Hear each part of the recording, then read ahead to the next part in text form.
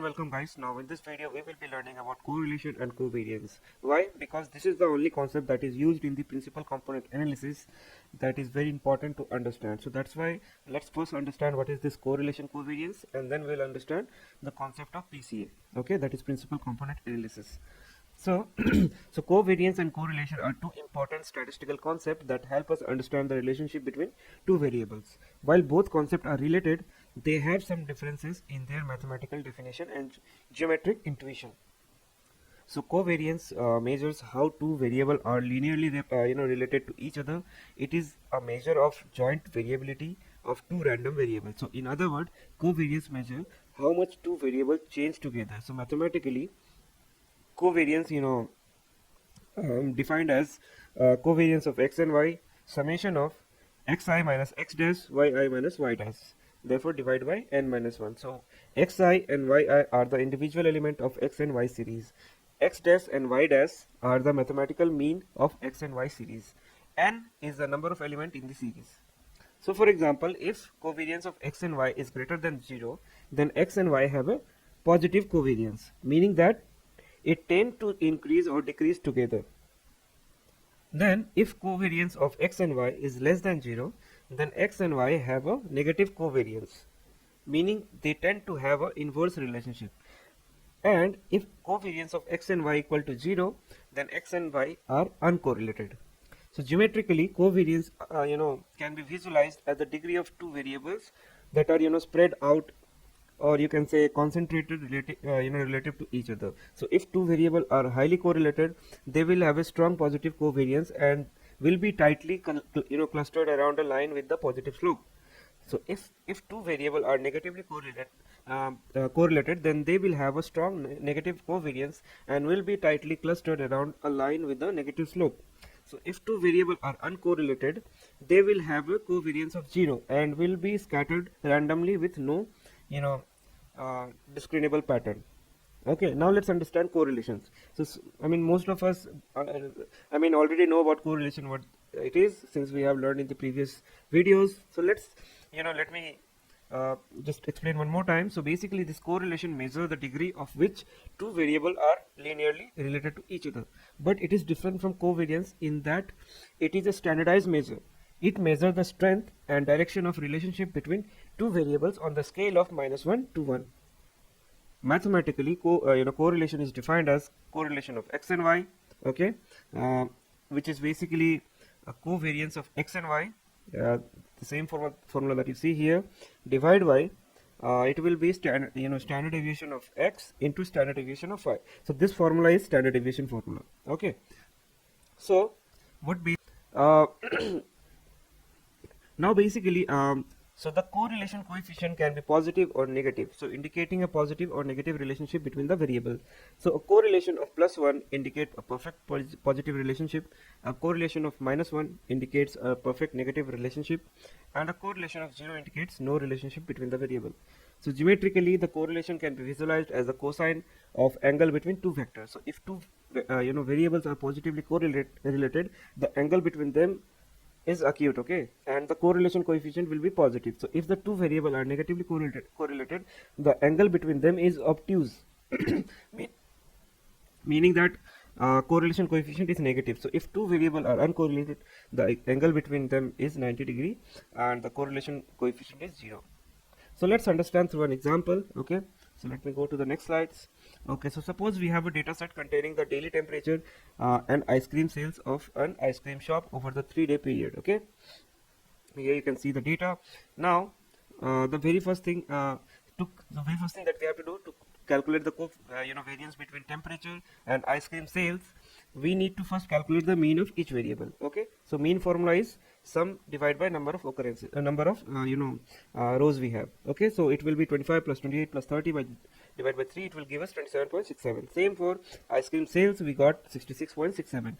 Now using the formula of covariance, we will be calculating it. Okay, so we have put the formula of covariance, which is temperature minus the x, then ice cream sale minus the the mean of ice cream. Okay, so temperature minus mean of temperature, and then ice cream sales minus mean of ice cream. Okay, so it will be like a single x and y. So now you will feed the value for all of your data point, and you will get around 53.33, that is covariance. Okay.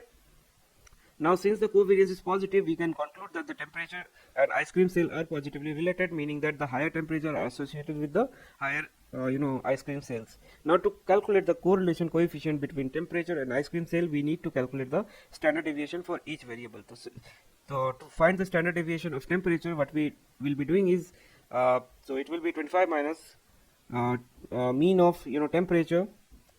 Then we have to add 28 minus mean of temperature, same for 30 minus mean of temperature, and all will be squared, and then what we will get, we'll get the value of around 2.16, that is the standard deviation of temperature. Now we'll find the same way the standard deviation of ice cream, which we will get around 14.19. Okay. Now, using the formula of correlation coefficient, we can calculate correlation of temperature comma ice cream sale. Okay. Now you will feed the data point, that is 53.33 divided by 2.16 and multiplied by 14 that you have got from here. Okay. You remember, right? I mean the formula. So standard deviation of temperature, standard deviation of ice cream, which will get multiplied, and then it will be divided by the correlation of covariance of the temperature and ice cream, that we have got 53.33. So what we will get around 1.67. So since the correlation coefficient is greater than 1, we can conclude that there may be some error in our calculation, or there is some non-linear relationship between temperature and ice cream sale. So however, the purpose of this example, we can interpret that this is a strong positive relationship between two variables. So geometrically we can visualize this relationship by plotting the temperature on x-axis and ice cream sale on y-axis, and the resulting scatter plot will show you generally upward trend, indicating that the temperature increase and ice cream sales tends to increase as well. Now if the point cluttered tightly around a line with the positive slope, we can conclude that the two variables are positively correlated, meaning that taller individual tend to have a heavier on average. So if the point cluttered tightly around a line with the negative slope, we can conclude that the two variables are negatively correlated, mean that the shorter individual tend to be heavier on average. So if the point is scattered randomly with no discriminable pattern, we can conclude that the two variables are uncorrelated. But in our case, since it is 1.67, it is positively correlated. Okay, we will definitely have positive slope, and that's why we are getting such a good value. Okay, so hopefully we have understood the understanding that is needed for covariance and correlation. Now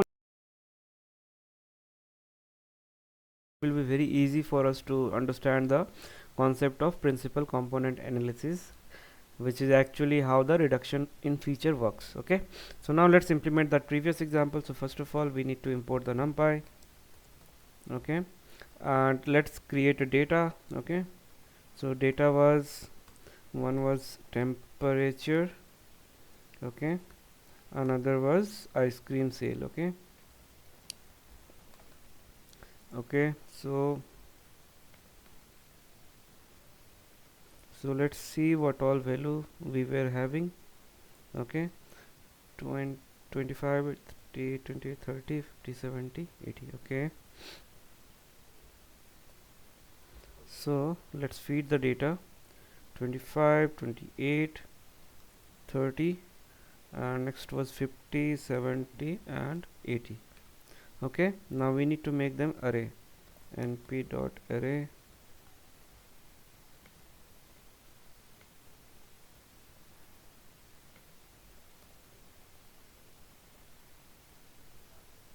so we have created our data. The very first thing is we need to calculate the mean. Okay, so calculate mean. Okay, mean temperature, which will be np dot mean of temperature. Okay, same mean for ice cream sales.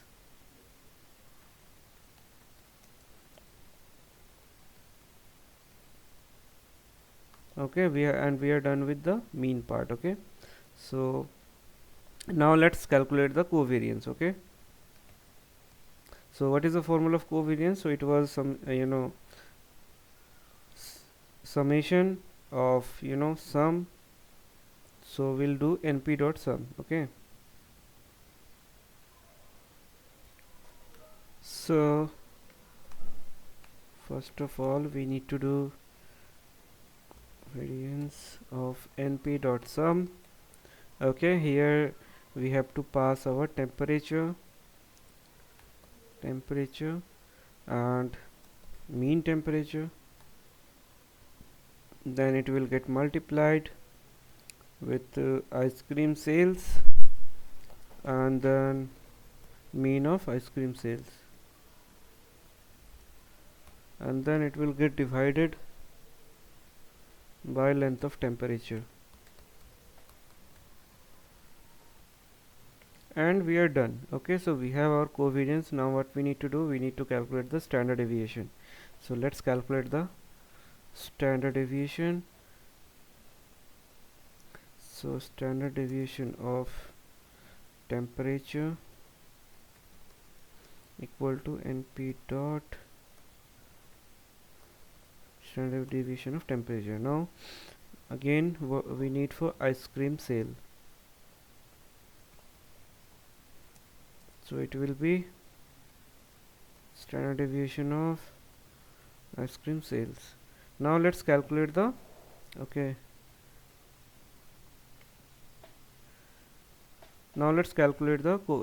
correlation coefficient, that what we are interested in. Okay,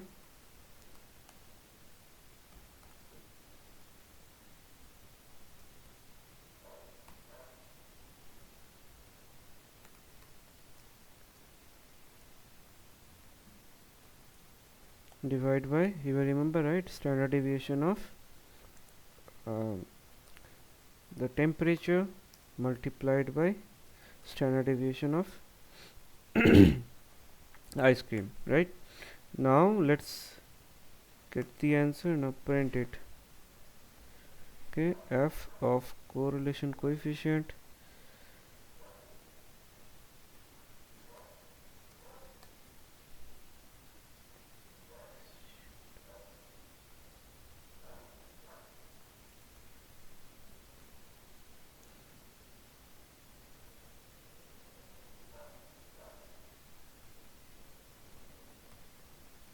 okay, so we are done with the correlation coefficient. So let's see the value.